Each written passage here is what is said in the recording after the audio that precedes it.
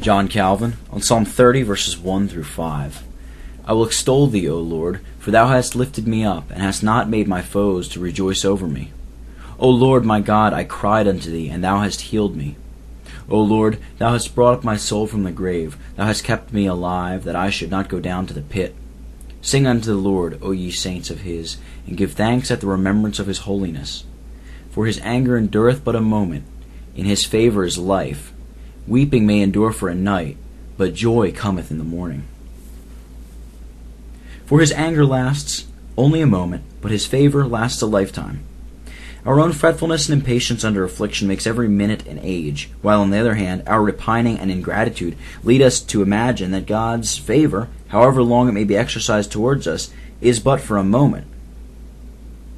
It is our own perversity, therefore, in reality, which hinders us from perceiving that God's anger is but of short duration, while his favour is continued towards us during the whole course of our life. Nor does God in vain so often declare that he is merciful and gracious to 1,000 generations, long-suffering, slow to anger, and ready to forgive. And as what he says by the prophet Isaiah has a special reference to the kingdom of Christ, it must be daily fulfilled, quote, "For a small moment have I afflicted you, but with everlasting mercies will I gather you." Unquote. Isaiah 54, verse 7. However much God may terrify and humble his faithful servants with manifold signs of his displeasure, he always besprinkles them with the sweetness of his favour to moderate and assuage their grief.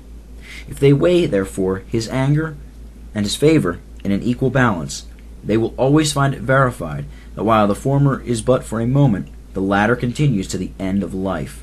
No, it goes beyond it. For it were a grievous mistake to confine the favour of God within the boundaries of this transitory life. And it is unquestionably certain that none but those whose minds have been raised up above the world by a taste of heavenly life really experience this perpetual and uninterrupted manifestation of the divine favour, which enables them to bear their chastisements with cheerfulness.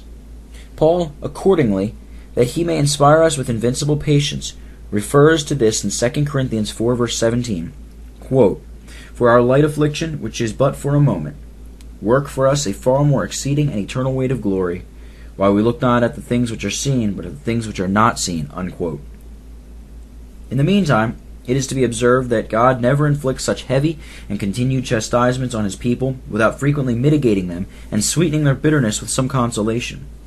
Whoever, therefore, directs his mind to meditation upon the heavenly life will never faint under his afflictions, however long continued, and, comparing them with the exceeding great and manifold favours of God towards him, he will put such honour on the latter as to judge that God's goodness in his estimation outweighs his displeasure 100-fold.